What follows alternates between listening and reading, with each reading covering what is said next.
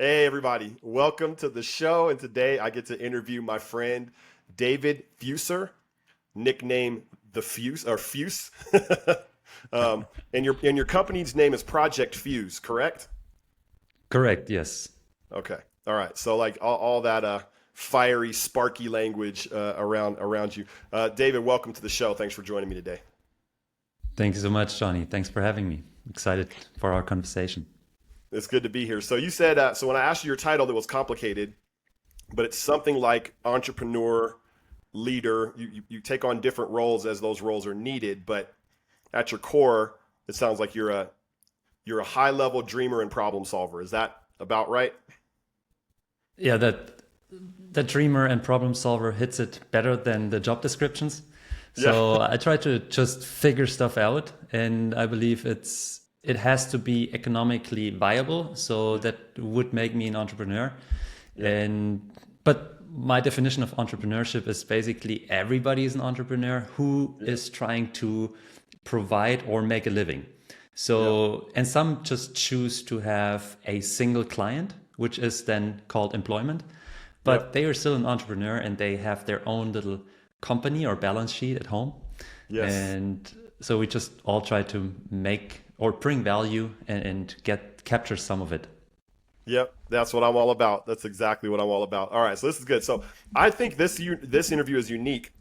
I think everybody that I've interviewed up to this point has been in the U.S. And so David, where are you living and based? I'm living in based in Germany right now. Also born and raised here, so I am Yeah. German. Yeah. Um, so close to Berlin is my current state. Yeah. Um, but actually, my wife and I are trying to figure out where we actually want to settle down. Yeah. So this is still a journey for us, but currently we're in Germany. All right. And speaking of journey, you've just entered a completely new phase of life. So can you tell us about big occurrences in your life that are happening? Yes, so we just welcomed our first child into the world, little daughter. Her name is Lilo Grace Fuser. Oh, Lilo, So Lilo Grace. yes, Lilo Oh, what a Grace. beautiful name. So because Lilo is originally a German name, Yeah. short for Lieselotte, or also a double name, Lise and Elizabeth. Yeah. But then it also has this Hawaiian and Polynesian background where it's the generous one. Yeah. So my wife is really into beach and like those vibes, Yeah. um, and that sounded like a trait that we want to bless her or raise her with, to be generous, because Yeah. I believe that's one of the most important traits to have.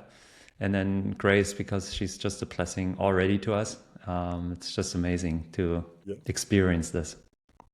My first daughter is named Elia Grace Levy, and so we gave her Oh, that really? Grace middle name, that gracious, the graciousness, the grace, the love, man. So we were thinking the same thing. So when you become a dad, one day you're not a dad, and then the next day you are a dad all of a sudden.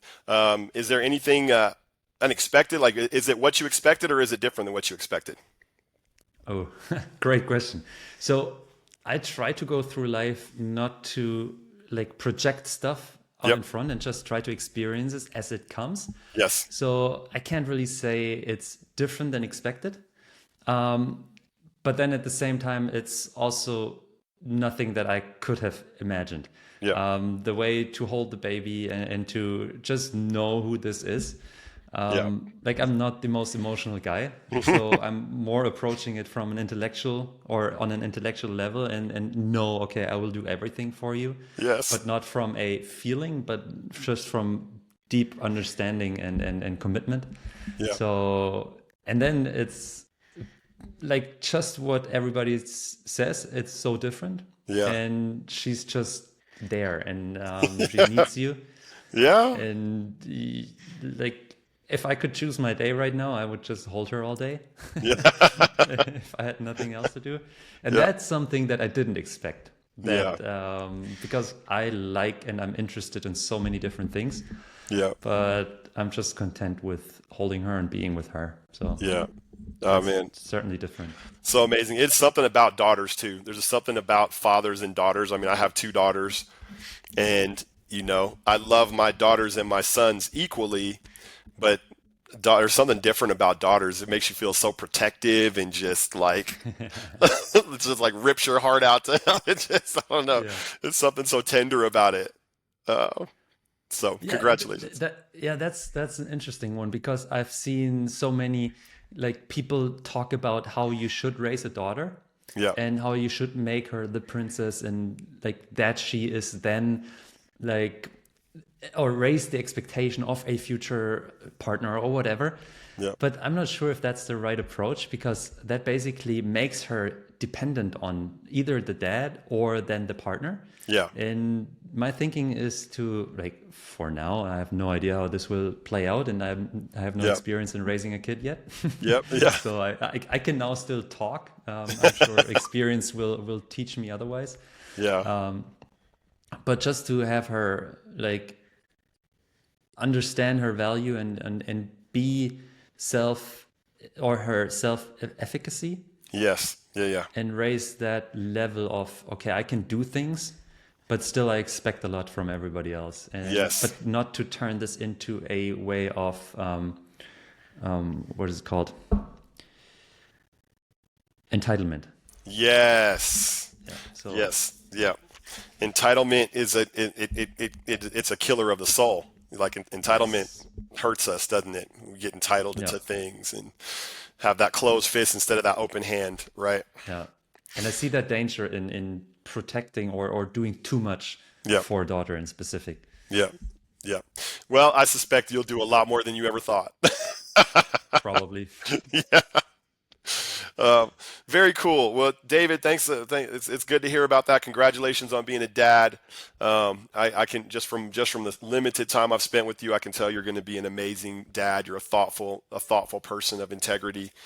So can you Thank walk you us so through a much. little bit of your origin story? Like what made David David? What were some of the things That's a great question. that So I formed you? can. How much time do you have? All the time. No, I'll try to point or make it a little bit more concise. So, but I would still start really early. That I was born and raised in a Christian household, Yep. and that gave me an immense sense of safety, Yeah. and I knew everything will always going to be all right. Yeah. With that base, I grew up and then also had this idea of, hey, you can do things differently than everybody else. So Yeah. my parents had this like bet with me that if I don't come home too drunk before 18, so in Germany you are allowed to drink at age Yeah. 16, Yeah. and then you do your driver's license at 18. So you learn how to drink before you learn how to drive, Yeah. which is a dangerous combination or dangerous That's terrible. sequence. Yeah. But they said, okay, if you don't come home too drunk, we will pay for your driver's license, which is expensive in Germany. And that made me like had a switch where it was suddenly awesome to be different than everybody else Yes. and to not drink at all. Like, of course, I've drank in my life, Yep. and it's not something that I like demonize.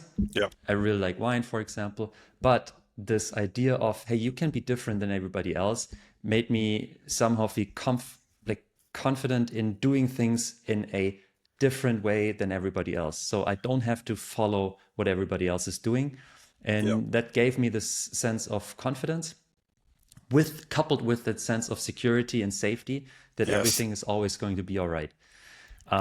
So that's the basis. And then I started, like, I played baseball growing up, and there it was all about my own ambition Yeah. and how am I in the newspaper the next day? Can I help my team win? So it wasn't really about me being like the superstar or anything, but really achieving something maybe more for my own fame than for God's glory. And that ambition then faded during, like, we won a lot of titles. We took home the championship. We were the first ever, like, under like senior level national team of Germany who won a medal in the European Championship, stuff like that, which all fueled that, okay, this is something really important and identity giving as well. But Yes. then I realized, okay, I can't do this forever. In Germany, it's like semi-professional. Yes, I earned money and I could live for it, but I couldn't raise a family with it. Hmm. So I need to do something else. And school was always an afterthought, but I still wanted to study business. I thought, okay, sports management is something Hmm. that I can do forever, but sports management is too specific. So I'll do business, international business, because I like international, and I can do everything with it after. So I Yeah. started that, and during my first semester abroad, I got for the first time exposed to different cultures. Hmm. Specifically, a group of Singaporean students during my time in China, where I learned, hey, you can actually be ambitious in business as well. You can make this a sport and try to do really well there as well. So that got me on a track to, okay, I want to go into strategy consulting because that is where the glory is and that's the Yeah. cool lifestyle and stuff like that. So I started chasing that. I ended up starting my first role or after graduation in strategy consulting, specifically innovation management, stuff like that. But after 6 months, a coworker approached me and said, hey, wouldn't you want to build your own company? Because clearly you don't look like you're a typical employer or Yeah. employee. Yeah. So I said, yep, I have nothing to lose right now. Entrepreneurship sounds great. Let's do it.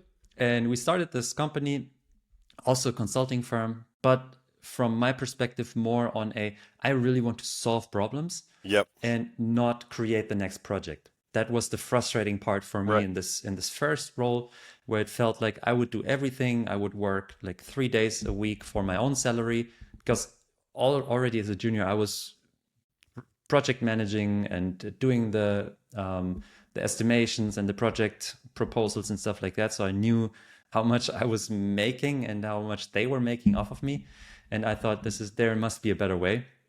So I started that and really focused on bridging the technology. Hmm. And Germany is a really engineering driven culture, and Hmm. we like to see what we can make the tech do. But then we forget about the human who actually needs to use it. And I Yeah. think Americans are much better at that, to approach this on a human level. So we focused on bridging that gap. We called it the Interaction Factory, where we just try to help companies who build products, digital products, apps, and stuff to bring users in. Yeah. Fast forward, I come to a point in that co-founder dynamic where I realized, okay, we have the perfectly aligned skills and complementary skills, Yep. but so I'm the dreamer, Yep. organizer, Yep. stuff like that, and he's the executioner. Like, he goes and implements everything, Yeah. and he's just selling stuff and just doing everything. At one point, he called me chief vision officer. Yep. So that was perfect complementary roles, but I realized that we have a foundational difference of how we think about the world. Yes. So, and I believe this is, so side note, I believe that's much more important to be aligned on fundamental values and world perspective when you co-found a company with someone, Yes. than it is to have complementary skills. Mm. So, two examples. One, I want to see, like, COVID hits, we have money. Well, let's make the other one first, because we are making a lot of money. And his argument is, well, we're making money, we must be building a great business. My argument was, we're not building a business, we're just making money. That's a big difference. Yeah. Because one thing is built to last, and the other thing is just can go away anytime. Yeah. So COVID hits, and our revenue drops by 80%. And I said, let's see what we can make out with, how much can we make with the money that we have. And his idea was, okay, how long can we make this money last? And that's just completely different in how we approach things.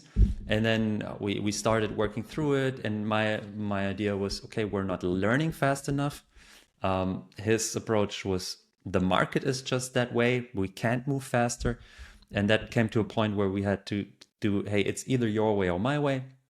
So we split. I went out because it was the easier one for me. And I Yeah. also felt like I was just managing people and I really like solving problems. And Yes. I want to be solving the problem and not just managing people solving the problems, which is fun. Like I like it, the leadership part, but I really like solving problems as well and figure stuff out. So I thought I will be an advisor. People even beforehand told me, we just gave you the project so we can have regular coffee with you, so you can help us figure stuff out on the site as well. Yeah. And that gave me way too much confidence in that solopreneur thing, Yeah. that I just went out and I would say, hey, I write some things and then people will come running. And yeah, that's not how it works. Doesn't So work that way, no. I failed badly at this, Yeah. even went almost bankrupt, Hmm. to the point where I had to go to my parents and lend money, Yeah. just to pay for our daily living. And then I got a freelance gig after for a YC-backed startup in the product management space, which is what I probably can do technically best, which was a lot of fun. Yeah. And yeah, that's my whole Wow. business and life story. Yeah. And then there's the parallel path of, um, maybe just a quick one, because life is not only business. Yeah. So I sell the business. My wife used to be a flight attendant for 10 years, and we were both based in Stuttgart, Germany. Okay. And she quit her job because she said, I spent 10 years in the tube. Like, there is more to the world than just being stuck in that and being Yeah. the person who gets all the crap from the passengers all the time. So she quits. I sell the company, and suddenly we're in Stuttgart, a place where neither of our families are from. And we start thinking, how do you actually choose where you want to live? Yeah. Because usually you choose because of your family or because of a job. Hmm. But if you're free, so do we want to stay here? And that put us on a journey where we said, okay, let's find the place in the world where we actually want to live. Yeah. So we spent some time in Portugal, we spent some time in Mexico. We came back Whoa. then to live close to her parents, Hmm. because we wanted to experience how that would feel as well. Do we want to be close to family? Hmm. And yeah, then from there, I had this gig in Berlin, which is close by. And now we're currently still here. And we'll see where life takes us. Oh, it's such an amazing story. Now, do you love travel? Is travel like you? I would imagine you and your wife love to travel, or is it just a means Yes. to an end? Yes. No, we love traveling. But it's a means to an end to experience different cultures. Yeah. So I don't like the checkbox and the bucket list travel anymore. Yeah. I really love and enjoy being with people. And for that, I feel like traveling is not the best way to do it, because Yeah. you're just there for a short period of time. So people don't Yeah. won't open up. And people Yeah. I've learned all over the world. So I've lived on four different continents, and all over the world is the same. As Yeah. soon as people understand you're here to stay, or at least try to be involved, people open up and invite you. Yeah. And it's just a whole different experience to a culture. And for us, it's really interesting to experience how different people live and think about life. Yeah. Man, this is so good. Um, you have some amazing. There's some things I noticed even from what you were saying. So we keep coming back to, and you did take you took my superpower quest survey, and there are six hero types in the survey, and the two that rose to the top for you, although it's complicated, you even said this is a little complicated, but the two that rose to the top are the dreamer. The dreamer was number one. The organizer was number two, which is an uncommon combination, because that means you have this ability to both dream huge and see possibilities and create. But then the organizer is this ability to take dreams and make them into plans or strategies or get traction or order or systems around those dreams. And so I find that when I've met people with that combination, they tend to be very effective in in in bringing things into the world that wouldn't be there otherwise, right? And I can see that in you. You want to solve big problems. You can manage people. So the leader is somewhere up there. You can manage people, but you'd rather solve big problems, right? Yep. That's as far as I can Exactly tell. right. Yeah. And I see that in your journey. I see that in your journey, man. And then even going back to your upbringing, um, kudos to your parents. Kudos to your parents for giving you, like, I know our parents don't do everything right, but man, that they created a safe place for you and a place where you then were allowed to be different. Like that's also the dreamer, right? Hmm. You had a revelation. Oh, I don't have to be like everybody else. Yep. Yep. Um, and that's a lifelong revelation that you had, right? Now for the It's rest so of your life. freeing. Yeah. It's so freeing Yeah. that it can be tough, not gonna Yep. lie. Yep. I still find, like, especially in that journey or in that season where things are difficult, like stuff like in business doesn't work out. You're not making money. The things that you try are not making, like, gaining traction. Yep. And then you start comparing yourself to the others. Yep. Like, oh, this guy just made partner at McKinsey, my buddy there. And oh, Yeah. this guy just had an exit with his startup, the one he Yes. started 8 years ago. And am I still trying to figure out what I want to put myself into? Like, yes, I had an exit, but so Yeah. Yeah. it's not easy, but It's it's not. still No. like you still need to go back and understand, hey, you're free Yeah. to be your own person and to forge your own path. I Yeah. think that's super valuable. It's so beautiful, man. And that is like what you're describing is the life of an entrepreneur, right? Like part of being an entrepreneur is that there's risk, Yeah. which means you try things and Yes. sometimes they work and sometimes they don't work. I have a very good friend who he's an entrepreneur. He's supported by multiple businesses that he owns. And I'm always asking him for advice because he's a genius. And he tells me the other day, he's like, Johnny, I've had more things fail than succeed. More things have failed than have succeeded. And you look at him from the outside and you think, how is that possible? Right? Because some things actually seem to have succeeded for him. But I think that's part of and that is hard, right? I'm kind of a dreamer Yep. too. I'm kind of an entrepreneur too. Sometimes things work, sometimes they don't. You could get discouraged. There are other people who are kind of taking a more traditional route and it seems to be paying off sometimes. Yeah. Oh, Yeah. if you want to teach your kids failure is okay and part of it, Yeah. make them play baseball. Yeah. Yeah. So, Yeah.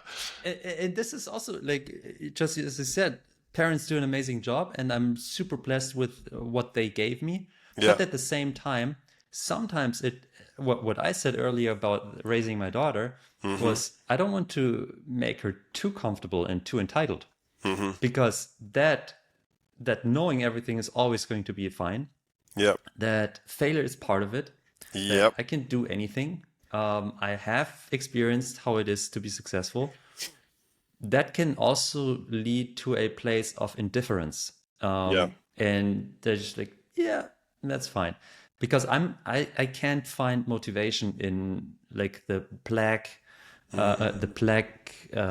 psychology in terms Yeah. of FOMO, or just trying to create a fake deadline or something like that. Yep. Like, this doesn't work on me. Like, Yeah. for me, it's all aspirational. Yes. That's where my motivation comes from, and that's super hard if you keep trying to do or create momentum all by yourself. So yeah, but that's different It's topic good. again. I know, but it's also the. I mean, it's just wisdom, though. I mean, I do these interviews all the time, and there is such good nuggets of wisdom that come unexpectedly, and that's one of those unexpected nuggets of wisdom, right? Like if you do believe that everything's going to be okay and that you're safe, then you can risk, right? And that reminds me of the life of faith in a lot of ways, right? Like Yep. walking with the Lord it's you're going to be required to risk and to try things and to do things and not just sit in your safe little corner, right? That's faith won't let you do that. But if you believe everything's going to be okay, you believe that, you know, you're being taken care of, then you can risk. And we need that as humans in order to thrive. We need, right? We can't fake Yeah. it. We can't fake it. No. And just like you're saying, you know, we don't want to be sitting with a sense of entitlement and just staying where we are, and we expect the world to just kind of conform to our wishes, because that is not how the world. That's not how my world works. No. it's, I'm sure it's not how yours works. You know. No. Yeah. So I think we've got some good insight into your gifting. Now, what would you say? Do you have at this point? You know, you're a big dreamer.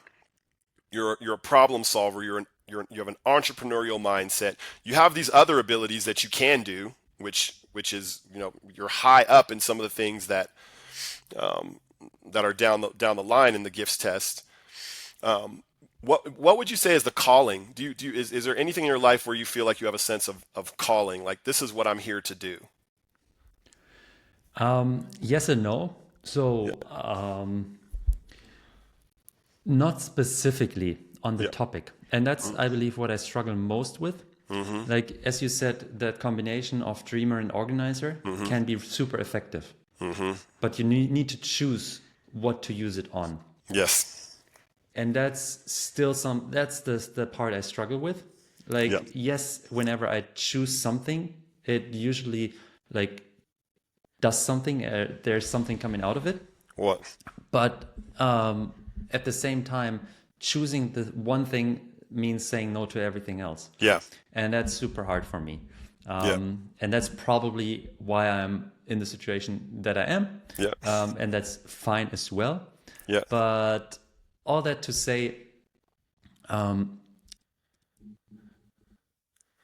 had this revelation during that like tough season Yeah. where I was fasting. And one morning I had my prayer time. I had this vision, or I don't know what it was, that it was like, to make it short, what if you just are here to explain people what they see or don't see? So kind of like Paul, Yeah. who used his skills from, Yes. like, he was trained in the Bible or in the Torah. Yeah. He was trained in the text, and he was trained making arguments. Yeah. And then he used it to explain to everyone through the letters and through his teachings what Jesus meant and what he said. Yes. And I'm not sure, and I believe so far that this is somewhere my Yes. calling, Yes. to help people understand what they see and what it means. But I don't know yet in what exact vertical, I would say. Yeah. Like, is this something that is in business? Is this something personal? Yeah. Like, I love coaching, I love Yeah. helping, I love advising, Yes. but I also love to build myself. Yeah. So, Yeah. like, and for me, the funnest part of everything, like, we could talk here for hours just trying to figure out different things. Yeah. Like, going from a personal problem, or how, like, analyzing my origin story, or like how it all came about and how it's all interconnected, all the way to why is the political system right Yeah. now how it is, and what are the problems, and what would be the solution there. Yeah. Like, I just love to figure stuff out. Yeah. And my first boss in my first internship in consulting said, you have this interconnected thinking, Yes. where you understand how things are parallel, Yes. and how you can connect the one topic to a completely different topic that seem not to be connected, but Yeah. then you have the ability to explain how it actually is. And Yeah. somewhere there is my calling, I would say. I don't know the path or the medium or the channel that I'm Yeah. supposed to use it for. Yeah. It will. That's my next quest. It will certainly come to you. You know, I mean, God made you that way for a reason. I have someone in my consultant. I actually have a coach that I work with, and I meet with him every 2 weeks. And he actually, I think, has your exact same superpower. I think he's a dreamer Mm, organizer. okay. Um, and it manifests as, and he has that interconnected thinking that you're describing. He has that. Mm, And so what it ends up amounting to is every 2 weeks I meet with him and he listens to me say what's going on, and then he discerns. He mhm, discerns, oh, okay, tell me more about that. Right. And we always get to the place where it's like, okay, well, here's the complicated situation that you're in. And he helps me understand what I need to do, what I'm avoiding doing, right? Maybe what I don't want to do that I know I need to do. Um, and so I have this checkpoint every 2 weeks where I get clarity, discernment, and then I get released back into action for the next 2 weeks. And it is the reason my company still exists. My company would not exist without Nate Ulrich. Nate, shout out to you, brother. You're such a blessing to me. But he has a very similar gift, right? Like he helps me see. He helps me mhm, see. It's hard to see in the mhm. world. It's complicated and there's noise and there's distraction. It's hard to see. And we need people that can help us see. So That's a great blessings on you. explanation. Yeah. That makes so Blessings on much the sense. gift. Blessings on the gift because it's valuable, I'm sure, to so many and will be valuable to so many more. And I see how it works in business, right? You're helping Hmm. people see. Hmm. Woo! Some good stuff, brother. Super exciting. Yeah, man. Um, so um, can you tell us a little bit about your current where you're at in business right now, right? And so Mhm. opportunities that you're looking for, alliances that you're looking for, what are you doing right now, all that kind of stuff. Let's get a little bit into the mechanics. All right. So I'll start with where I left off in Okay. business. Yeah. So my last role, full-time role, was at that YC-backed startup Okay. where I served in a product management role. And after that, I wanted to figure out, can I build products myself? So Yeah. I've been analyzing and seeing, like I've created this user engagement framework that explains how products need to be built so that they engage, retain, and activate users. Yeah. Um, and in that space, I still have this person or this chip on my shoulder that says, hey, those who can't do teach, or those who Yeah. can't do consult and Yeah. advise, Yeah. Yeah. you can't really do it. Yeah. So I still have this. So I started building products that Yeah. I just wanted to see exist. Like I have those in my head, and I Yes. just wanted to see, can I build them out? Of course, those will take longer to materialize or to monetize. Mm-hmm. Um, so right now I'm in conversations with a couple of companies if I can serve in a product role because I just love the team dynamics as well. Yeah. But I still have this, and this maybe you started with the company name Project Fuse. Yeah. I created this as my vehicle and my thought of this is how I will like build business during my life. Yes. So Yes. Fuse was my nickname given by my baseball buddies who couldn't pronounce my last name in German Yeah. because they were American. So they would just call me Fuse. But then it's really this, how can I fuse or Yeah. that the Yeah. bomb fuse? Yeah. Like what can I spark in the world with either consulting, advising, or building stuff? I started off with just writing a couple articles on how I think about stuff, but right now I've built almost built. One product is done in a key Yeah. stage. The other one I'm still building. So I'm building a couple products Yep. that I'd love to like show people or Mm-hmm. figure out Mm-hmm. if this is valuable for others, Mm-hmm. Mm-hmm. if they believe in it, if they would like to use it. Then the other part is, can I be helpful in terms of like coaching, advising? Like I don't like to call myself a coach. I like to more be a sparring partner. Mm-hmm. That is just super difficult to put a monetary value on it. Like that's the big thing in my perfect world. I Yeah. would just speak with people all day long, Yes.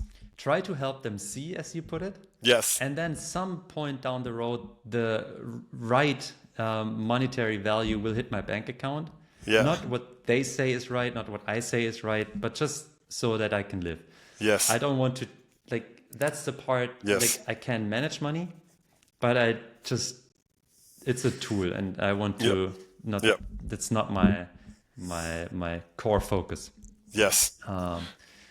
Yeah, so it's really open. I have these three avenues, I would say, Yep. where I try to create products that are helpful, help other people create, and then be really in the weeds with a team to figure out a tough challenge that they have in their products.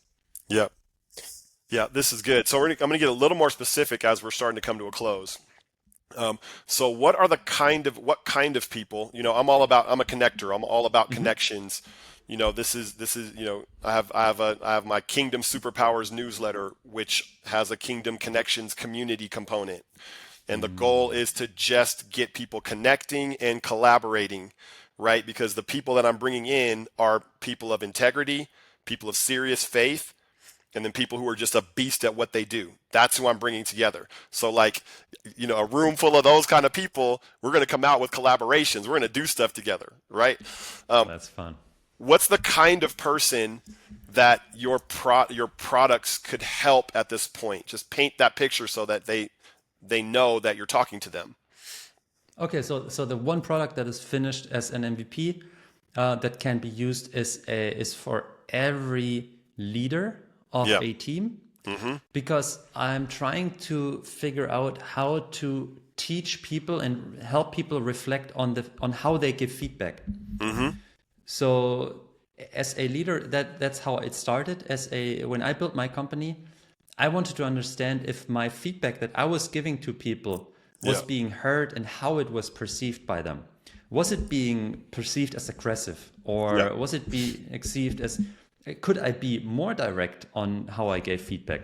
So I put this 2x2 matrix, printed it out, put it in a different room, and asked people to put a dot onto that matrix on how they felt or how they perceived my feedback. Was it, did they feel personally cared for, and Yeah. did they feel directly challenged? So Yeah. it's the radical candor framework, for those who are familiar with that. Nice. And I've put that into a digital product where every time you had a meeting with someone, and I use it for my one-on-ones, for example, Yeah. I sent them a quick 4 questions that they just put a little rating on it.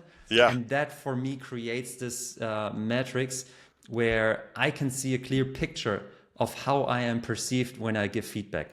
Yes. This is something that I invite everybody to just try. Whoever manages people or also wants to tell their managers to maybe be a little more challenging or show more personal care. And in that, I've built a coach, a AI agent, Yeah. who helps you then, based on your profile, say, hey, maybe you can try this and that. Have you tried that? So this is a product that can be used by everybody right now. That's awesome. So I'm going to throw a name out there. There's a friend of mine. His name's Jesse Martin. Shout out to Jesse right now. Jesse, actually, his story is amazing. I've interviewed him, and I'll send you the link to that interview. He is radically obsessed with creating healthy feedback cycles in larger organizations, specifically in the hospitality and service industry. Oh, that's an So interesting the one. two of you should know each other. You'll just be friends and you'll geek out, and who knows, you might be able to collaborate. But I'll just throw that in there real quick. Making connections on the fly, because that's what it's all about. That's amazing. Yeah. All right, David. So last couple questions. Yes. I'm trying to think if I have time for two or just for one. I think I only have time for one. So can you tell us your big dream? You know, big dream and maybe a smaller goal. Either or both. Big dream, small goal you'd like to accomplish in the next year, or both. Okay, I can do both. So Okay. my big, because they're connected. Okay. And Okay. the small one is just a step on the way. Okay. So the big dream is just get myself into a position where I can help and fund ventures Yeah.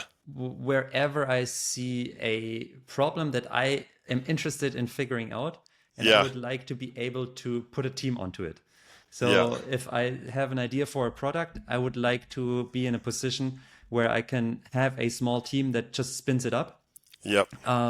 but also do research on, for example, a relative had a kid with, what was it called in English?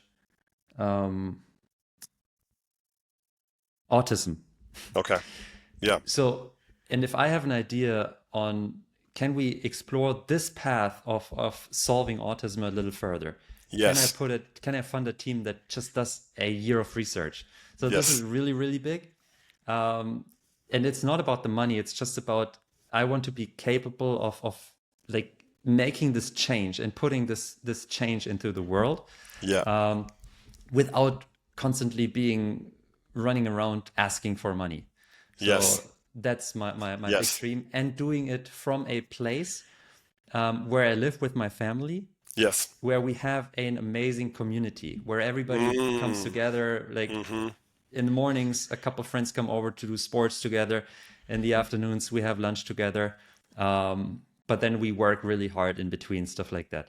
Oh, I And love then that vision. I love it. I love it so much. Yeah. and a little step for 1 year, I want to find the next place where my wife or my now family and I live. Um, I don't know where it is yet. Yeah. I want to see another country as well. Yeah. Yeah. And I want to get into a position where we have the financial stability to also make that move.